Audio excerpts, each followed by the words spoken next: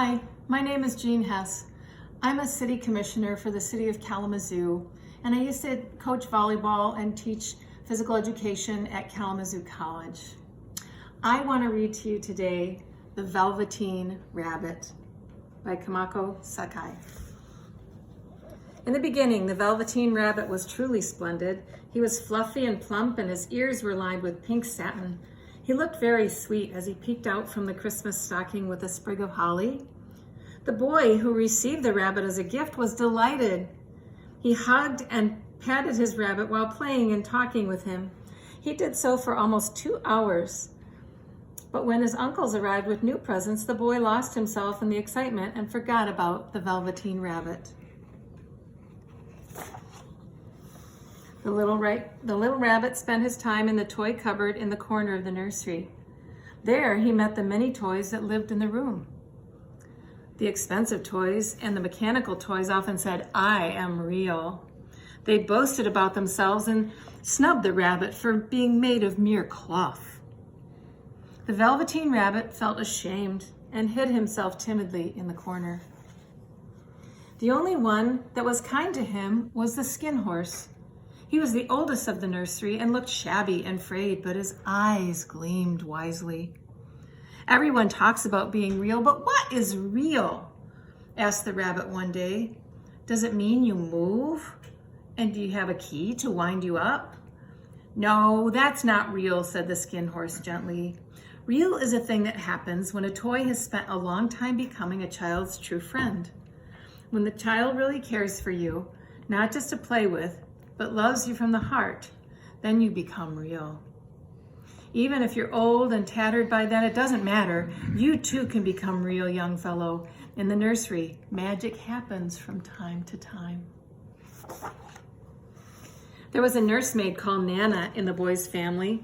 The toys were afraid of her because every so often she did what was called tidying up.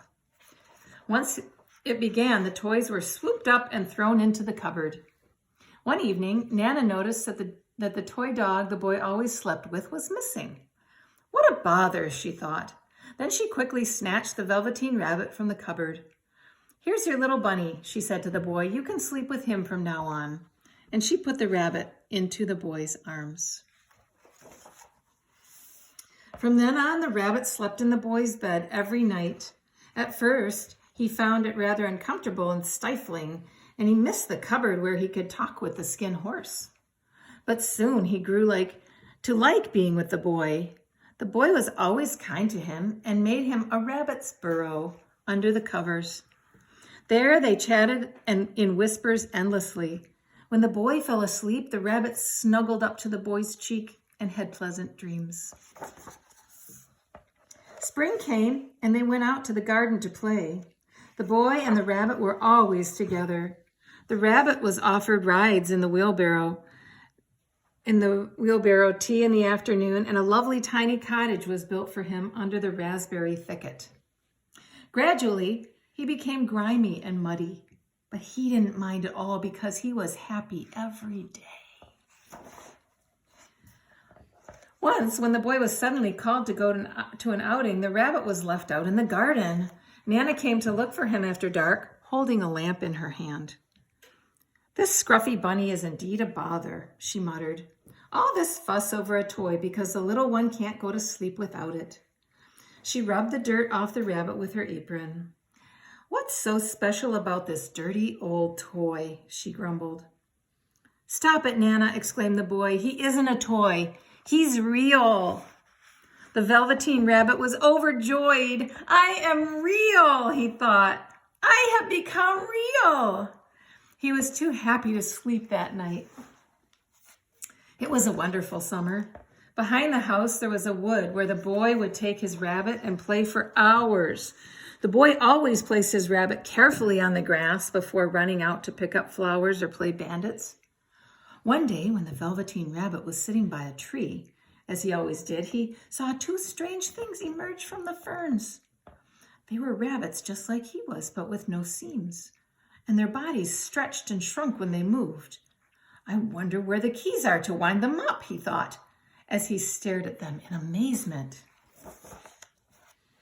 "Why are you sitting still?" one of them asked. "Why don't you come along and play with us?" "I don't really feel like playing," said the Velveteen Rabbit anxiously.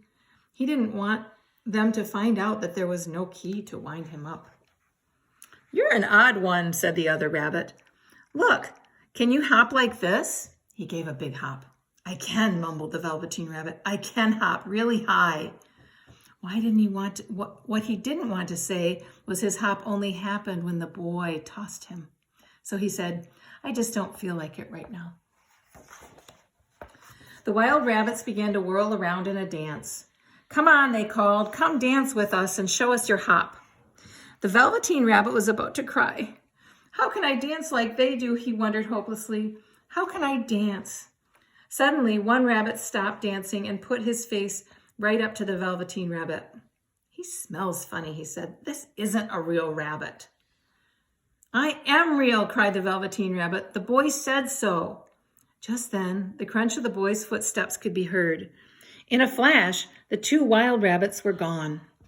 "Come back, please," the Velveteen Rabbit called after them. "I am real."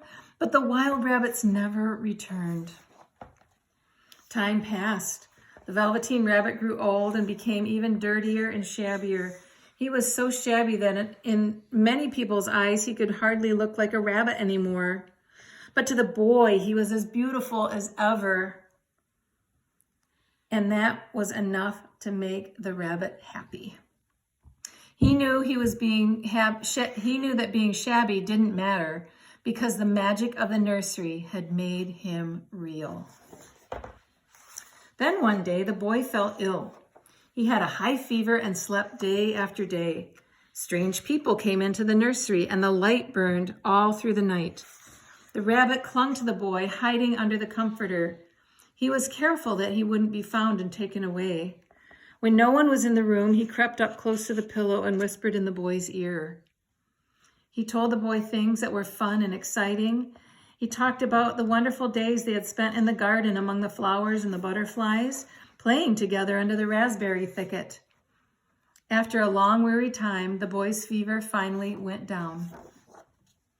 One bright sunny morning, the windows to the nursery were opened wide and the boy carried out to the balcony. The next day he would be going to the seaside and would stay there until he was well again. "Hooray!" cried the rabbit. "We're going to the beach." The rabbit was delighted. He couldn't wait to see the big waves and the tiny crabs that the boy could so often talk about. It was at that moment that he heard the boy's doctor talking to Nana. "You must disinfect this whole room," said the doctor, "and burn all the books and toys that the boy played with." "How about this old bunny?" asked Nana.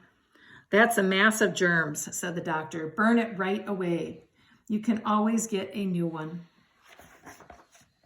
The Velveteen Rabbit had never thought of such an end. He was put in a sack and carried out to the end of the garden to be burned with the other toys and books the next day.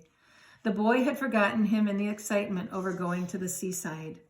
Shivering with cold, the Velveteen Rabbit stuck his head out of the sack and looked around. He could see the black silhouette of the raspberry thicket under which he had played with the boy on a balmy spring day.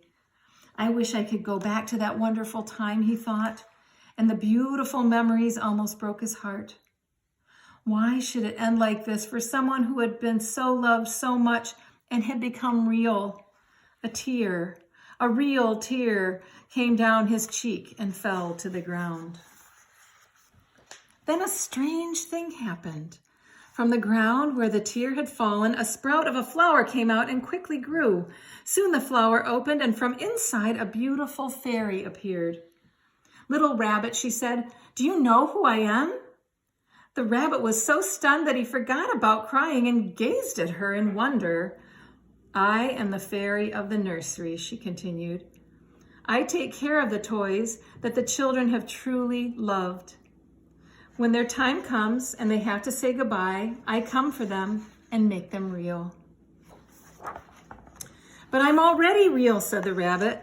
"You were real to the boy because he loved you very much," said the fairy. "Tonight, I will make you real to everyone." She gently kissed the rabbit on his nose.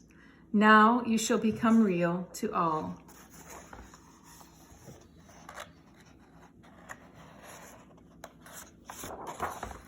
Autumn passed and winter, and then spring came.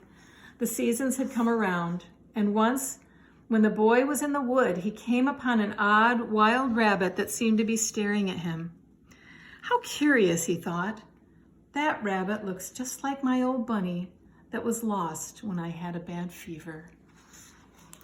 That's the Velveteen Rabbit. And I like this book because it was special to my kids when they were little. And it talks about loving something so much that they love you back and you feel so very special. I hope you enjoyed it. Bye.